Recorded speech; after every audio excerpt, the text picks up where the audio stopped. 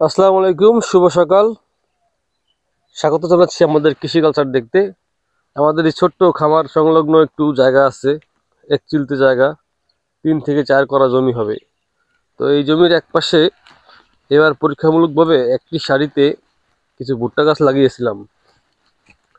ভুট্টা গাছ লাগানোর বয়স 18 দিন, কারণ আমি সর্বশেষ বাড়িতে এসেছিলাম 18 দিন আগে।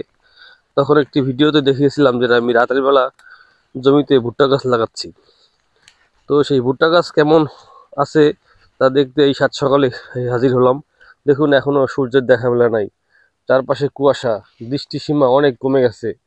তারই মাঝে আমি এসেছি কৃষির প্রতি ভালোবাসা দেখিয়ে, শ্রদ্ধা দেখিয়ে। এই যে এই লাইনটাতে আমি পুরো ভুট্টা গাছ লাগিয়েছিলাম। এখন দেখি কি অবস্থা ভুট্টার। প্রথম ভুট্টা গাছটা দেখতে পাচ্ছি না, মারা গেছে। মাশাআল্লাহ, আলহামদুলিল্লাহ, এই তো সুন্দর বেঁচে আছে। এখানে আরেকটা দেখতে পাচ্ছি।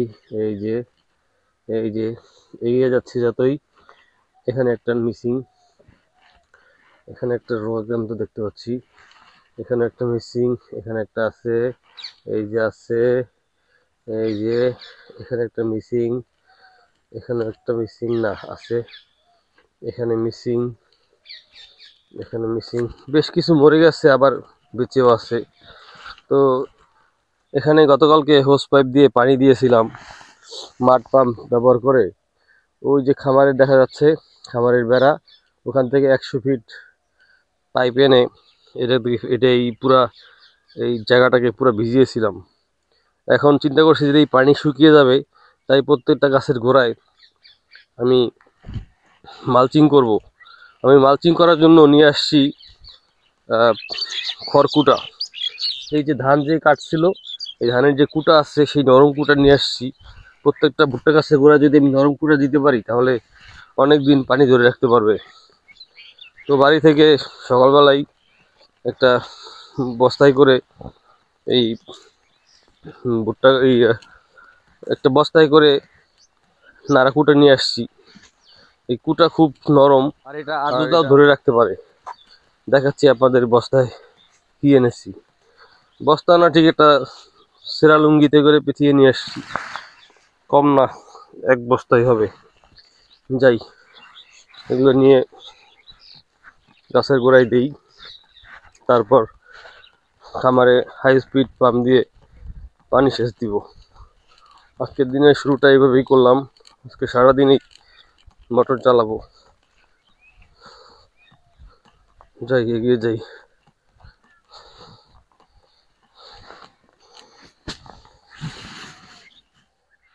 এবার বস্তা খোলার পালা। দেখি প্রত্যেকটাতে একটু একটু করে দিয়ে দেই। জিনিসটা খুবই সফট আছে, আশা করি কাজে দিবে। এই মালচিং এখন প্রায় সব গাছেরই করা উচিত। খামারে লাগানো যে কোনো গাছেরই এখন মালচিং প্রয়োজন। তাহলে পানি সেচ খুব একটা দিতে হবে না, বা কয়েকদিন পর পর পানি সেচ দিলেই গাছগাছালি টিকে যাবে।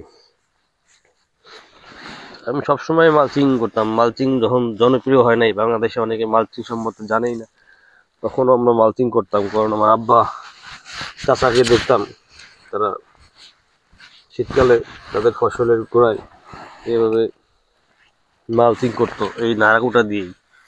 বিশেষ করে এই যে কুটার যে উচ্ছিষ্ট অংশ, নরম অংশটা, সেটাই তারা মালচিং হিসেবে দিত। তো আমি এটা দেখে দেখে শিখছি।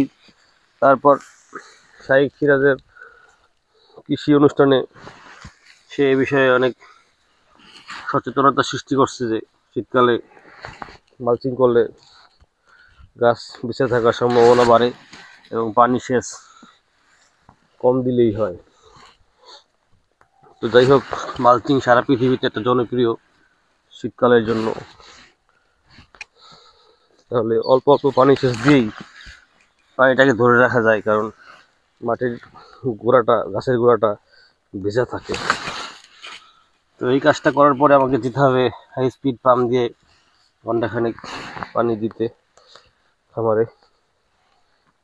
কারণ 18 দিন পর আইসা দেখি যে বেশিরভাগ গাছের গোড়ায় শুকনো, একদম খটখটা। অনেকেই হয়তো জানেন না, আবার ভিডিও নতুন যারা তাদেরকে বলছি, আমি আসলে এখানে ছোট্ট একটা খামার করছি। ওই যে বেড়া দেখা যাচ্ছে, কলা গাছের মাথা উঁকি দিচ্ছে। আর এইটা আমার জমি। এই জমি শেষ প্রান্তে এসে আমি যে ভুট্টা গাছ লাগাইছি। আর আমি আসলে গত 23 বছর যাবৎ ঢাকায় থাকি পড়াশোনার তাগিদে। এখন চাকরি বাকরিতে মনোনিবেশ করেছি। আমার পেশা সাংবাদিকতা, কিন্তু রক্তে আমার কৃষি। তাই আমি সবসময় প্রত্যেক মাসে বাড়ি আসি। প্রত্যেক মাসে বললে ভুল হবে, প্রায় প্রত্যেক সপ্তাহে বাড়ি আসি, কিংবা 15 দিন কিংবা 21 দিন, সর্বোচ্চ 1 মাস। 1 মাসের মধ্যে আমাকে বাড়ি আসতেই হয়। বিশেষ করে পদ্মা সেতু হওয়ার পর থেকে প্রত্যেক মাসে 2-3 বার বাড়ি আসা আমার জন্য কোনো ব্যাপারই না। আমি এই কাজটা করে আসছি এতদিন। ইনশাল্লাহ আগামীতে আরও বেশি বেশি আসবো। যখন আমার খামারটা বড় হবে, এখান থেকে কিছু আর্থিকভাবে আমি লাভবান হতে পারবো, তখন আরো বেশি আসবো। বা হয়তো একসময় ঢাকার পাট চুকিয়ে বাড়িতে এসে থাকবো। সেজন্য আমার অর্থনৈতিক ভিত তৈরি করতে হবে, যার জন্য এই পরিশ্রমগুলো করা। এগুলো না করলেও চলে। আলহামদুলিল্লাহ আমার যায় বরকত রোজগার আছে ঢাকায়, তাতে এইসব না কাজ করলে হয়। কিন্তু ঢাকার জীবনে আমি আসলে হাঁফিয়ে উঠেছি। অনেক বছর থাকতেছি, প্রায় 24 বছর। এই 24 বছরে দেখেছি ঢাকা আসলে একটা নরক, একটা যন্ত্রণা জায়গার নাম, একটা ঘিঞ্জি পরিবেশ। মানুষের হৃদ্যতা নাই, মানুষের প্রতি সহানুভূতিও নাই, মমতা প্রেম ভালোবাসা কিছুই নাই সেখানে। সেখানে সব কিছু টাকার কাছে বিক্রি হয়। আর এই ইট কাঠ পাথরের পরিবেশটাও আমার কাছে ভালো লাগে না। আমার একটু নরম প্রকৃতি, এই যে প্রকৃতির সাথে বেড়ে ওঠা, প্রকৃতির সঙ্গে যুদ্ধ করা, এই প্রকৃতির সাথে প্রেম, এটা আসলে শহরেই আশাই করা যায় না। কিন্তু গ্রামের এই যে সকালবেলা উঠলাম, কুয়াশা মাখা সকাল দেখলাম, সারাদিন একটা আবহাওয়ার বৈচিত্র্য দেখবো, এই যে সুন্দর সরিষা, আর এই যে চোখ জোলানো প্রকৃতি, কুয়াশা, জনমানবহীন একটা পরিবেশ, এই পরিবেশকে আপনি ঢাকা বসে কোনোদিন পাবেন? কখনোই পাবেন না। তাই যারা টাকা কামানোর জন্য ঢাকা থাকে ঠিক আছে, আর যারা একদম শখে থাকে, তাদের হয়তো অন্য মোহ আছে, তারা হয়তো অন্য কারণে থাকে। কিন্তু দুই যুগ ঢাকা থেকে দেখেছি, আসলে ঢাকায় বেশিরভাগ মানুষ থাকে হচ্ছে নিরুপায় হয়ে। গ্রামে কর্মসংস্থান নাই তাই। আর আমি গেছিলাম ঢাকায় একটা ক্ষোভের সাথে, ক্ষোভ প্রকাশ করে যে আমি একটা জীবনে কিছুটা দেখিয়ে ছাড়বো। আমার জীবনের লক্ষ্য ছিল আমি সাংবাদিকতা করব, এখনো সাংবাদিকতা করি, এবং আমি আমার কেরিয়ারের প্রায় শীর্ষে আছি। একটা অনলাইন নিউজ পোর্টালের ফিচার সম্পাদক হিসেবে কাজ করি। যেহেতু আমি ছোটোবেলা থেকে লেখালেখি করতাম, কবিতা লিখতাম, গল্প লিখতাম, তাই আমি পত্রিকার ফিচার সেকশনের প্রধান হিসেবে আছি।